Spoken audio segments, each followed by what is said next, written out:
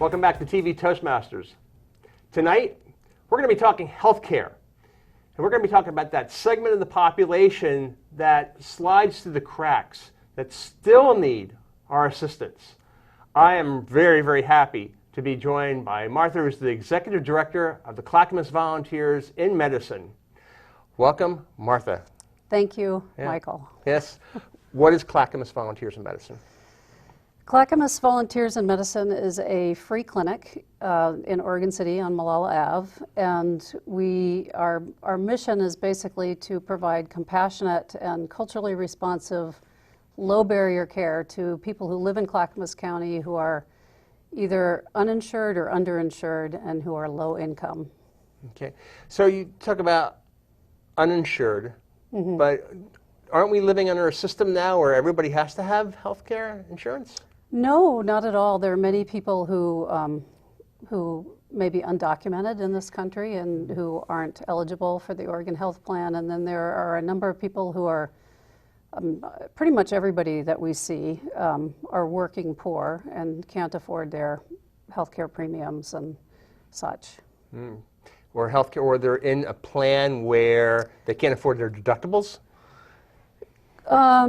Could be, or for instance, we have a vision clinic on Monday and Wednesdays, and the Oregon Health Plan doesn't always cover vision benefits. So we see a lot of people on the Oregon Health Plan in that clinic, while we wouldn't normally see it in our general primary care clinic. Okay. So why did it get started? When did it get started, and why did it get started? Well, I've only been there since July, so this is all what I hear.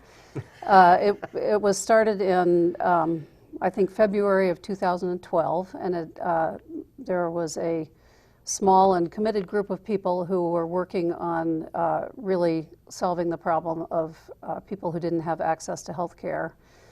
It was before the Affordable Care Act was expanded health care coverage to people. And as I understand it, Dr. Mike Norris and Dr. Schmucker, I think, basically spearheaded the effort to set up the clinic. And we're affiliated with a national organization called Volunteers in Medicine.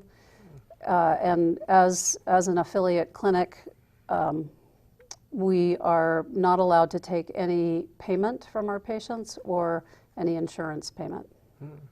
So you said you're new. In July, you took on the role of the Executive Director. So what are some of your first impressions?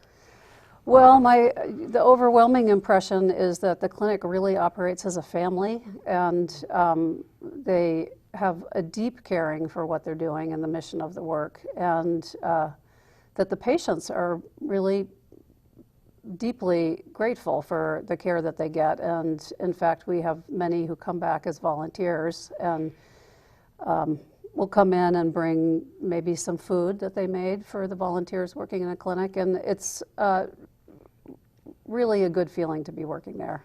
So let me ask you a question. What's been the favorite food that somebody brought in?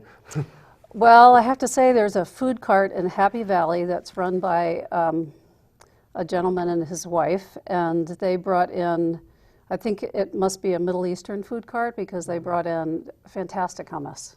Ooh, it was great. Really great. So the clinic, the Volunteers in Medicine, how is it funded? Well, we have a pretty small operating budget, but when you add in the in-kind donations, that's really primarily how we stay in business. So we're funded through small grants, very much through individual donations. We have a couple of annual fundraisers. We're coming up on the Giving Tuesday and end of year drive, so I'd love to have a pitch for people to visit our website and make donations. But you know, in general, we get a whole lot of support from businesses in the community, and we had, as of the end of August, we had logged over 8,000 volunteer hours. So we have volunteer doctors, nurses, lab techs, eligibility specialists, and so it's 8,000 hours collectively since the start of the year, or is that right? Per month? Okay. Yeah. Okay. Right. So describe some of your volunteers. You have doctors. Doctors. We have some doctors who are retired. It's a pretty good gig for a retired doctor because they don't have to do any insurance billing, and they don't have to actually even write their own notes, because we have medical students who are, or gap year students who operate as scribes. So if you're a doctor out there and you want to put in some volunteer time, it's really a pleasant place to work from a bureaucratic standpoint. But we have nurses. We just entered into an arrangement with West Coast Phlebotomy to have some of their students train there and work in our lab. We have some doctors who are working for gainful employment and who just want to give back somehow. So it sounds like a nice mix of people, retirees, students, people who are just motivated by their philanthropic concern for others. And as I said, you know, patients coming back who will do things for us like landscaping or helping us with the building maintenance and whatever they can do that's useful. How many people do you see per month? We see about 110. We average about 110 visits a month, and about between 60 and 70 of those are new patients. Okay. So, any common things that we should be aware of in the community? Any common issues, healthcare issues that they have? Our top diagnoses that we treat are diabetes and hypertension, depression and anxiety, lower back pain, and because we have a vision clinic, a lot of vision-related issues. And 50% of our patients speak Spanish, and we have interpreters, many interpreters on staff as well. So diabetes is terrible in the fact that there are all sorts of associated healthcare problems that come along with it. And so Right. you're seeing we have a high level of uninsured people here Right. with diabetes, and that's probably one of your largest diagnoses. Well, it is, and I think that the people that we serve often live pretty stressful lives, and diabetes and hypertension, as well as depression and anxiety, are all associated with living a life where you can't afford health care and other basic necessities. It takes a lot of work. It takes a lot of energy to be poor in this country. It certainly does. And there's a lot of stress. Right, a lot of stress. Probably a lot of marginal eating habits that come along with that because you don't have access to regular decent food. I shouldn't say regular decent foods, but fresh foods and Yeah, and we work on that. We have a diabetes prevention class that's offered in Spanish, and in that class we talk a lot about nutrition and healthy eating habits and exercise and that kind of thing. I also wanted to say we are a primary care clinic. We serve mostly adults because by and large children are covered through insurance that cover all kids. And as a primary care clinic, we are not, we refer out to specialists for various conditions. So we have a really good network of providers who are specialists who will take our referrals. So it's going to be really kind of a challenge where if you're a family and your children are covered, but you, who are the ones responsible for their care and guidance, you're at risk because you don't have basic health care. Right, right. That's additional stressor on the family. Right, and we're trying to get into the schools to really educate parents about our services and what's available. Okay, and schools, how are the schools been receptive to get you in there? Yeah, okay. Absolutely. Yeah. So we were talking about your finances before, some of the, how you get your support. What are some of the businesses that support your clinic? Well, I'm gonna try and list off a few, and I know it's not going to be exhaustive, so I do want to say we have been working on our website, and one of the things that we are working on is getting all of the people who contribute in-kind donations and sponsor us in various ways on our website to really recognize and thank them for what they're doing. But some that come to mind are Buell's Printing, Magnetic Sign Company, B&B Leasing, VCT, Park and Electric. Grocery Outlet has just started delivering a weekly fruit basket for our volunteers, which is wonderful.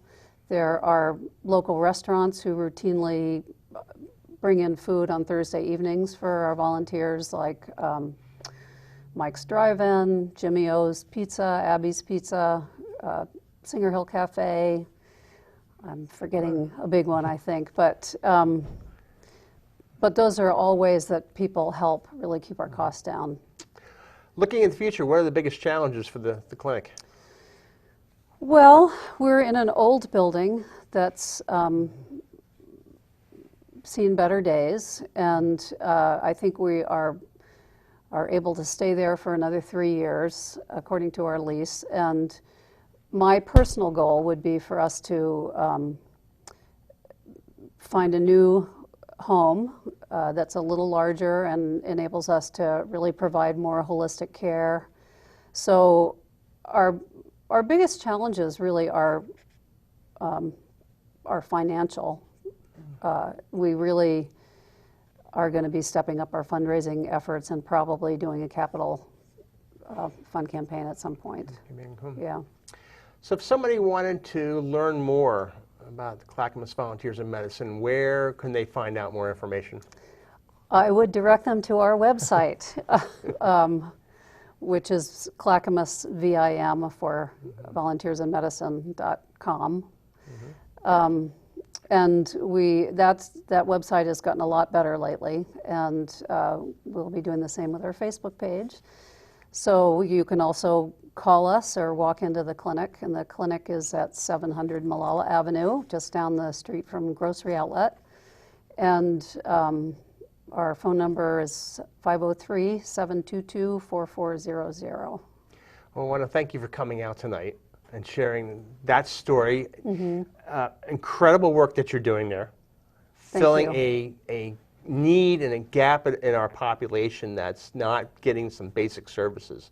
So I do appreciate your work. Thank you very much, Martha. Thank you for having me. So once again, thanks, Martha, for being here. And a reminder that we can't have a healthy economy without a healthy workforce. So the work of Clackamas Volunteers in Medicine is critical to our long-term economic growth. I'm Michael Brand. Let's get back to work.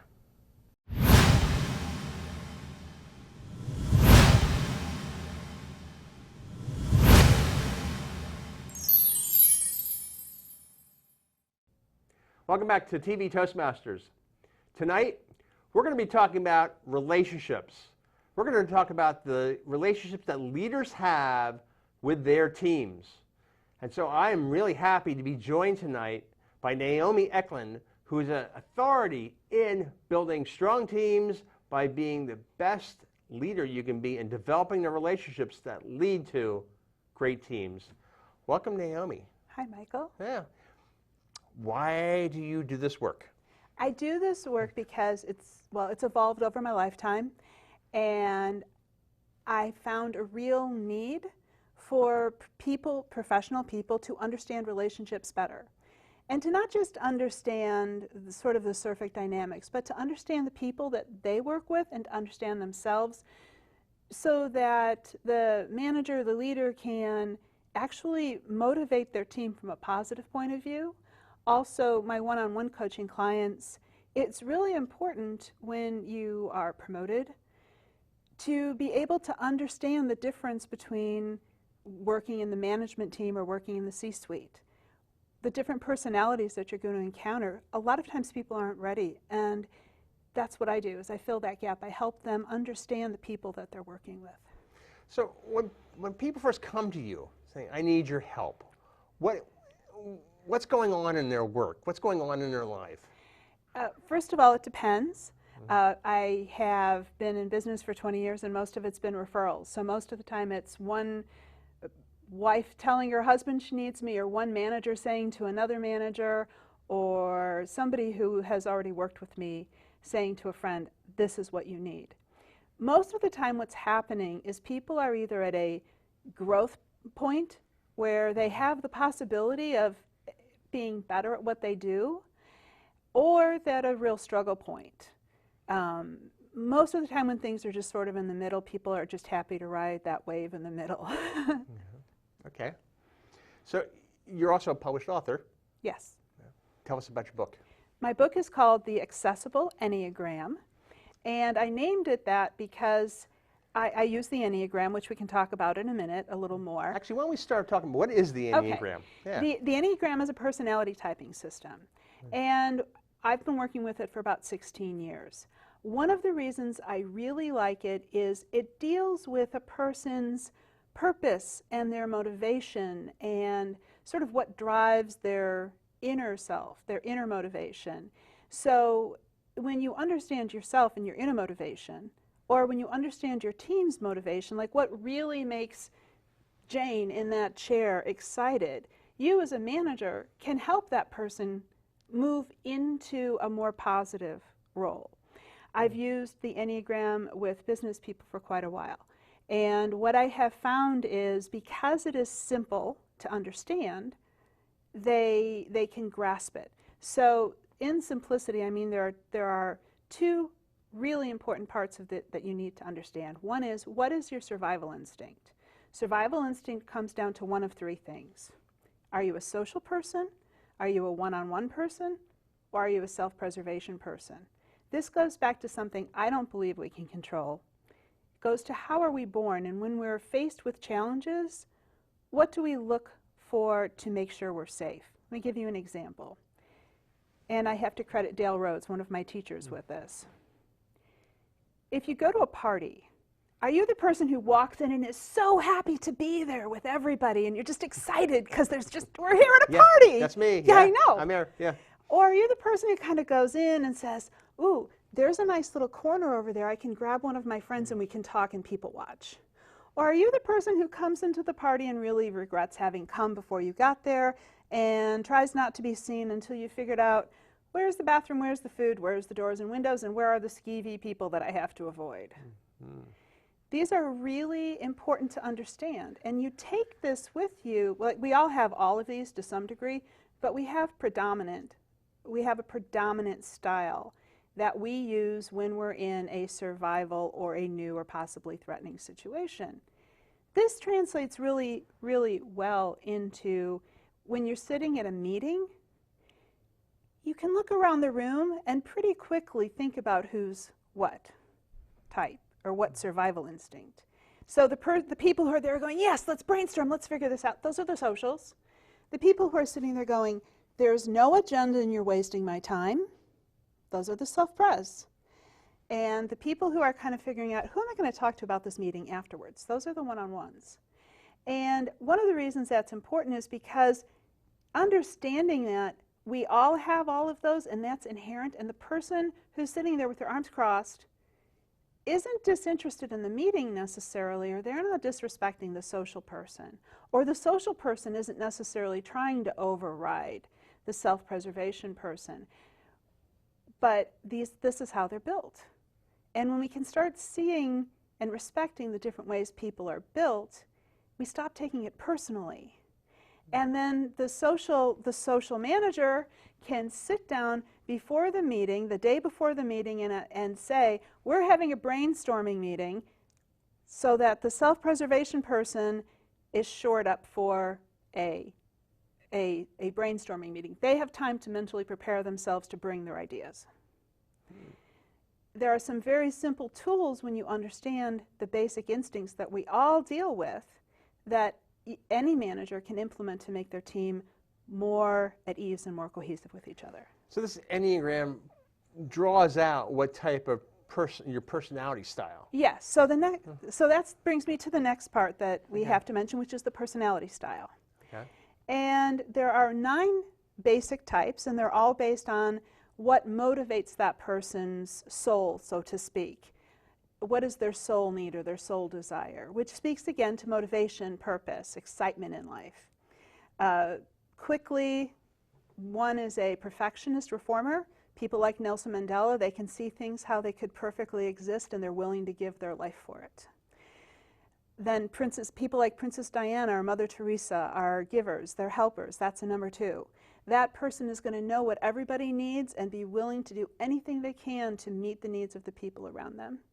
Then we have the 3, the achievers, the performers, the people who, no matter what, they have to be doing something. We have the 4s. We have the princes, by Prince the musician. The people who feel things beyond what most of us can feel and can ride the emotional roller coaster and create art out of it.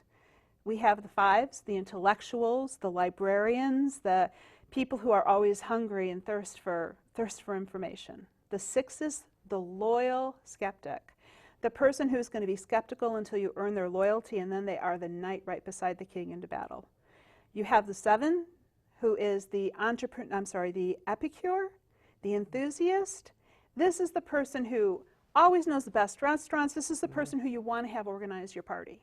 You have the 8, which is the powerful person who challenges authority and who will fill power voids. This is the person who moves into leadership with great ease. Sometimes they're qualified, sometimes they're not. And then we have the 9, who is the peacemaker, the moderator.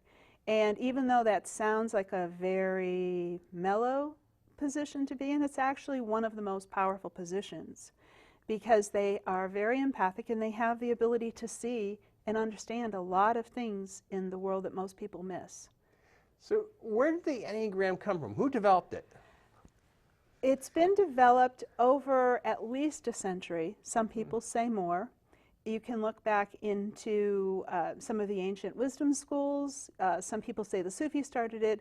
It's also come through the monasteries. It's come through a number of different philosophical and psychological models.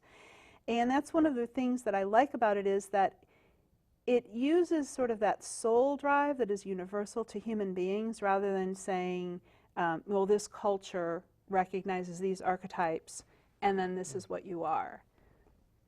So you named your book The Accessible Enneagram. Yes. Why is it not accessible?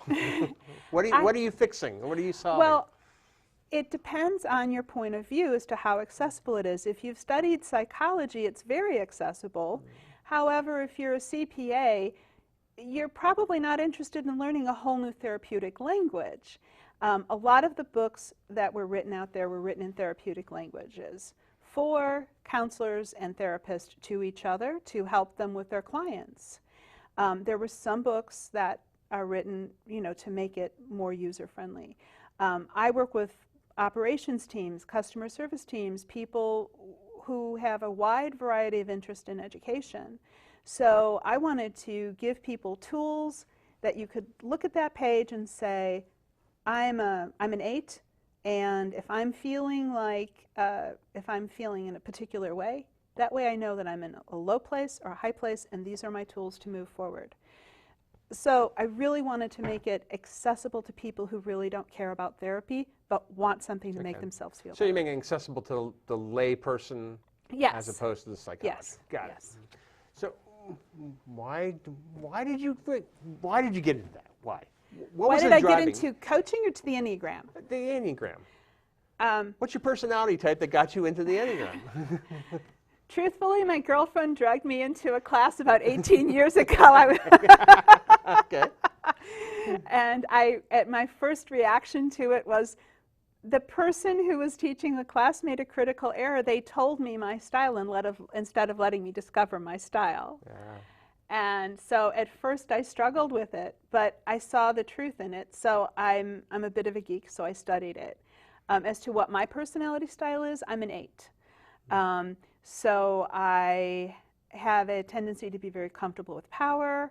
I have a tendency to challenge things that don't seem quite right. Being a female 8 in our culture is very difficult because, I pretty much, you've met me, I pretty much say what I mean. And a lot of people like it and some people don't. But it has given me a lot of tools, and I've seen it help a lot of people see themselves in a better way. I think that if there was one reason that I would say somebody should learn about the Enneagram and learn about themselves, it's because very few of us really have a great mirror for ourselves that gives us a positive and a negative, or our strengths and our challenges in one place. And I think we all inherently long to be seen and known and to understand ourselves, but we don't have a lot of great ways to do that because everybody around us is seeing us through their filter of us. I can see that, yes. So if somebody wants to learn more about Naomi Ecklund and the Accessible Enneagram, where can they find out more information? Well, this is really exciting because I'm changing and rebranding my company's name. So in the next few weeks, you will be able to find us at peoplewise, one word, coaching.com. peoplewisecoaching.com. Yes. Great. Yeah.